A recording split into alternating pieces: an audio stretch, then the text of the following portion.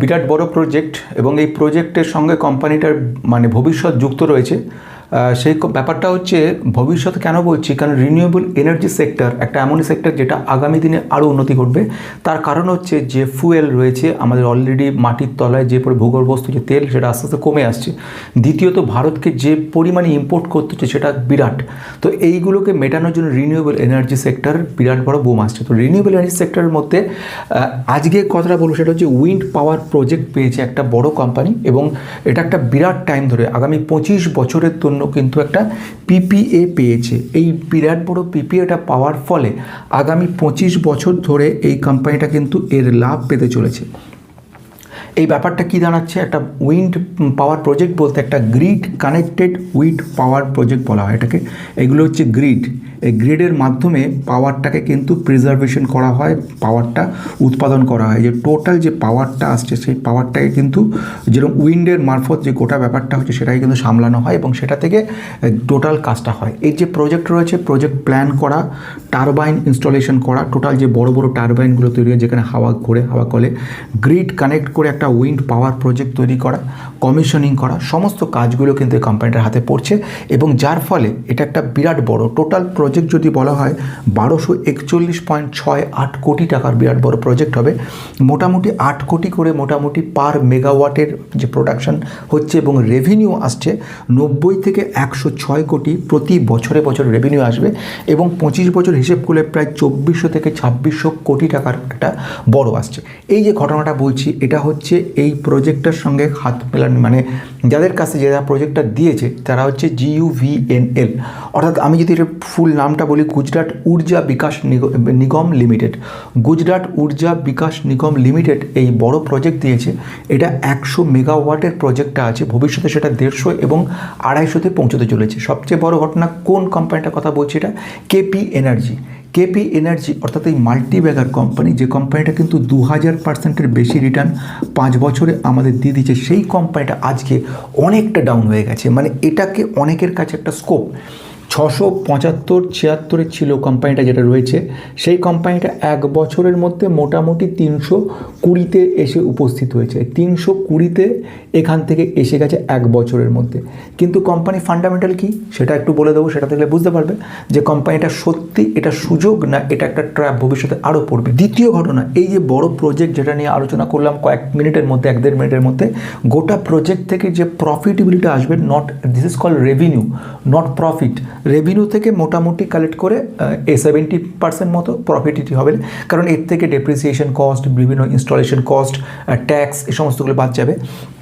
যদি আমি মোটামুটি একটা গোদা বাংলাতেও বলি 24 থেকে 2600 কোটি টাকার মধ্যে 2000 কোটি টাকার মতো প্রফিট থাকছে কোম্পানিটার। কি কোম্পানিটার মোটামুটি যেখানে আমি বলবো 2000 কোটি মার্কেট ক্যাপের এই কোম্পানিটার মধ্যে পুরোটাই কিন্তু একটা বড় স্কোপ তৈরি করবে। প্লাস সেকেন্ড ওয়ান আসবো পির ক্ষেত্রে, সেটা বলার আগে যেটা বলার নতুন থাকলে সাবস্ক্রাইব করে, পুরোদের অজস্র লাইক কমেন্ট মুক্ত করে অসংখ্য ধন্যবাদ। This video is only for education purpose, no buy or sell recommendation. Before investing please consult yourself for your advisor. Past return can guarantee future performances. So 2000% return দিয়েছে মানে আগামী দিনে 2000% return দেবেই এমন কিন্তু কোনো কথা নেই। হতেও পারে কম বা বেশি, যে কোনোটাই হতে পারে, কিন্তু basically small cap company. Fundamental এরপরে বলবো, ফান্ডামেন্টাল পরে এই কোম্পানির ম্যাজিক ক্যাপাবিলিটি সেটা নিয়ে কথা বলবো, গ্রোথ ম্যানেজমেন্ট কী বলছে সেটা নিয়ে কথা বলবো, আলটিমেট এই সিচুয়েশনে কী দাঁড়ায় সেটা কথা বলবো।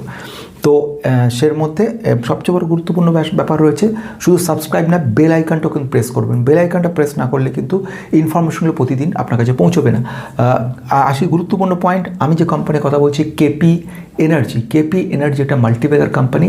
যদি বিএসসি চার্টে যান তাহলে অরিজিনালি কত পার্সেন্ট রিটার্ন দিচ্ছে বোঝা যাবে, কারণ যে চার্ট আমার দেখা সেটা হচ্ছে এনএসসিতে, বিএসসিতে বহু আগে এনলিস্টেড, এনএসসিতে এনলিস্টেড হচ্ছে 2024-23-24 মোটামুটি নভেম্বর 2024 এনলিস্ট হচ্ছে এনএসসিতে, কিন্তু বিএসসিতে বহুদিনের পুরনো একটা multibagger company. Last 5 years return was around 2190, exact figure 2190%। So come to the most interesting point, এইখানে এই কোম্পানিটাকে কেন আমি মনে করছি কোম্পানি আবার মানে পোটেনশিয়াল গ্রোথ দুরন্ত রয়েছে, ভবিষ্যতে রিনিউয়েবল এনার্জি সেক্টরে কোম্পানিটা দুর্দান্ত করতে পারে। তার প্রথম প্রধান কারণের দিকে যাব, সেটা হচ্ছে পি রয়েছে 12-এর কাছাকাছি, যেখানে 27.9-এর কাছাকাছি হচ্ছে ইন্ডাস্ট্রিজ পি। এবারে এই কোম্পানির রিটার্ন অন ক্যাপিটাল এমপ্লয়েড যদি দেখি, মোটামুটি রিটার্ন অন ক্যাপিটাল এমপ্লয়েড দিয়ে কোম্পানির এক্স্যাক্ট প্রেজেন্ট ফাইন্যান্সিয়াল কন্ডিশনগুলো বোঝা যায়। কিছু পজিটিভনেস, কিছু নেগেটিভ ব্যাপার আছে। রিটার্ন অন ক্যাপিটাল এমপ্লয়েড এই মুহূর্তে রয়েছে 39, এবং রিটার্ন অন ইকুইটি সেটা রয়েছে অ্যাবভ 40, অ্যাপ্রক্সিমেট 43.4। আচ্ছা, রিটার্ন অন ক্যাপিটাল এমপ্লয়েড কী, রিটার্ন অন ইকুইটি কী, দুটোর মধ্যে পার্থক্য কী রয়েছে, দুটো সেম নয় কেন? কোনো ইনভেস্টর শুধুমাত্র রিটার্ন অন ইকুইটি দেখে ডিসিশন নিয়ে নেয়। বলছি রিটার্ন অন ইকুইটি এত গুরুত্বপূর্ণ।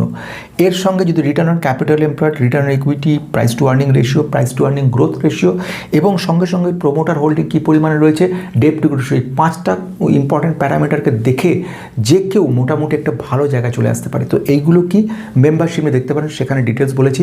মেম্বারশিপ টেকনিক্যাল যদি যান, তাহলে টেকনিক্যালে এই ব্যাপারে আজকে যেটা বলছি সেটা হচ্ছে টেকনিক্যালে যদি কখনো যে কোনো সময় চার্টের RSI দেখে, MACD দেখে, মুভিং অ্যাভারেজ দেখে কোনো কোম্পানি এই মুহূর্তে কেনা বা বেচা যায় কিনা সেটা দেখে নেওয়া যায়। আর ফান্ডামেন্টাল অ্যানালিসিসের জন্য যদি এই বিষয়ে জানতে চান, তাহলে কিন্তু বেস্ট ইনভেস্টর চ্যানেল, সেখানে দেখতে পারেন। আমারই সেকেন্ড চ্যানেল রয়েছে, ওটা সবচেয়ে পুরোনো চ্যানেল, ওটা রয়েছে। আচ্ছা, রিটার্ন ইকুইটি, রিটার্ন ক্যাপিটাল দুটো তো আমাদের ক্লিয়ার হয়ে গেল। এরপর আমি যদি বলি এই মুহূর্তে কোম্পানিটার প্রাইস টু আর্নিং গ্রোথ কী রয়েছে, যেটা দেখে এই মুহূর্তে এই সিচুয়েশনে বুঝতে পারবো 0.20, এক্সিলেন্ট পজিশনে রয়েছে। এরপরে যদি বলি ঋণের পরিমাণ, নর্মালি এইসব কোম্পানিগুলো প্রচুর ঋণ থাকে, কিন্তু এই কোম্পানিটার ক্ষেত্রে দেখতাম ঋণ এখনও বেশি নেই। এরপরে আমি এখানে আসবো, সেখানে একটা মজাদার কথা বলবো, সেটা হচ্ছে পরে বলছি। তার আগে আমি ঋণের কথা যাব, কেন এই কথাগুলো বলছি সে কারণে সেটা ক্লিয়ার হয়ে যাবে। ডেট টু ইকুইটি রেশিও বলে 0.84 হচ্ছে debt to equity ratio, that is very good situation. Promoter হোল্ডিংয়ের দিকে যদি যাই, প্রোমোটার হোল্ডিং মোটামুটি 43% কাছাকাছি, 44% প্রোমোটার হোল্ড করছে কোম্পানি। FII পরিমাণ খুব বেশি নয়, DIর পরিমাণ খুব বেশি নয়, স্লাইটলি DI কিনছে, FII কিছুটা বিক্রি করছে, এরকম একটা সিচুয়েশন দাঁড়িয়ে রয়েছে, এবং পাবলিকের কাছে অ্যারাউন্ড 50% মতো রয়েছে। এবারে যাব নেট ক্যাশ ফ্লো। হঠাৎ করে নেট ক্যাশ ফ্লো কেন বললাম? ক্যাশ ফ্লো একটা বিরাট বড় জিনিস এবং খুব ইন্টারেস্টিং জিনিস। ক্যাশ ফ্লো দিয়ে অরিজিনাল ক্যাশ তোমার পকেটে কত টাকা রয়েছে এবং এক্সাক্ট ক্যাশ কী জায়গায় দাঁড়িয়ে দুটোর মধ্যে পার্থক্য তৈরি করে দেয়। এই যে নেট ক্যাশ ফ্লো, এটা পজিটিভ থাকার কথার অর্থ হচ্ছে আরও অনেকগুলো প্যারামিটার আছে। আমি বেস্ট ইনভেস্ট চ্যানেলে সেখানে ক্যাশ ফ্লো নিয়ে আমি ডিটেলস বলেছি। এই মুহূর্তে যদি বলি নেট ক্যাশ ফ্লো প্রায় 31 কোটি টাকা মতো, মানে নেট CF যদি বলি আমাদের 31.2 crores কিন্তু পজিটিভ আমরা দেখতে পাচ্ছি। দ্যাট মিনস একটা গুড সিগন্যাল দেখাচ্ছে আমাদের কাছে যে ভালো জায়গা। তো এমনকি যদি নেট প্রফিটের কথাতে যাই, যে কোম্পানি গত 1 বছরের মধ্যে অর্ধেক হয়ে গেছে, 50% পড়েছে, সেই কোম্পানিটার নেট প্রফিট যদি একবার দেখো গত 1 বছরে নেট প্রফিট ফিগার ছিল 46 crores, যেটা ছিল সেটা কিন্তু চলে গেছে জাস্ট এবারে বলছি 181 কোটিতে, 181 crores। ঠিক কতটা রয়েছে এটা আপনারা বলতে পারবেন যে কত 46 করতে 181 ক্রোর্সে কতখানি হতে পারে। আজকে কোম্পানিটা 2% জাম্প করছে, কিন্তু 2%, 3%, 5% কিচ্ছু না। এই কোম্পানি যেখানে পড়েছে প্রায় 38% পড়ে গেছে, সেই কোম্পানি অ্যাটলিস্ট এখানে ওঠা উচিত 100%, ডবল হওয়া উচিত। শুধু ডবল হলেই যে ঠিক হলো তা কিন্তু না, ডবল হয়ে এটার কারেকশন এই মোমেন্টে আসবে ঠিক 675 কাছে, কিন্তু সেটা শেষ নয়। 600 ছাড়িয়ে আরও বেরিয়ে যাওয়ার কথা।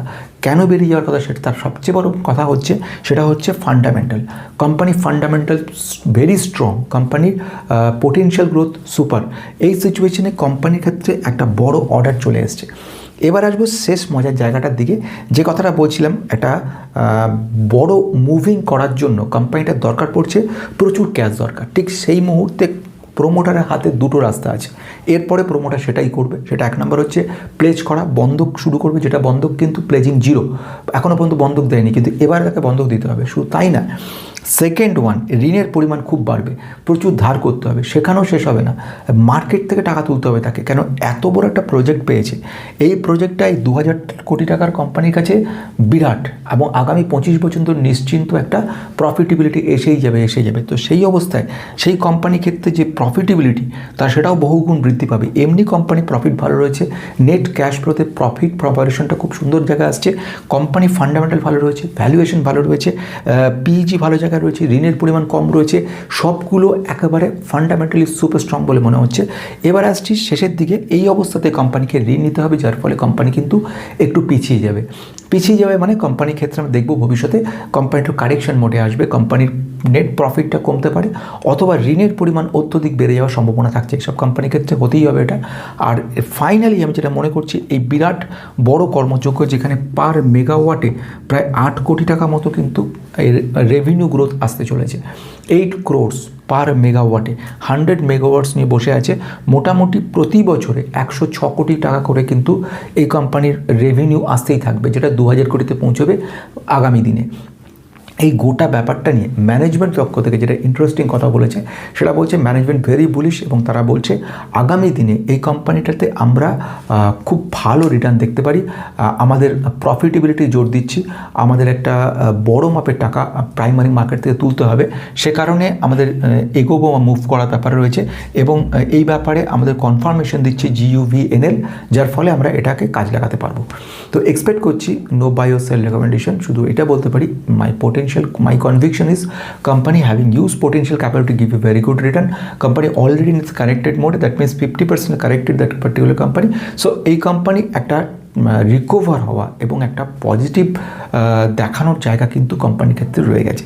আজকে আমি শেষ করলি, কেমন লাগলো, কেউ কিনে রেখেছো কিনা, কেউ কেনার কথা ভাবছো কিনা, কী মনে হচ্ছে কোম্পানির সম্পর্কে, পজিটিভ নেগেটিভ নিজের মতামতে জানাতে পারো, যেই মতামতগুলো নিজেকে আরও মডিফাই করে তুলবে। অসংখ্য ধন্যবাদ।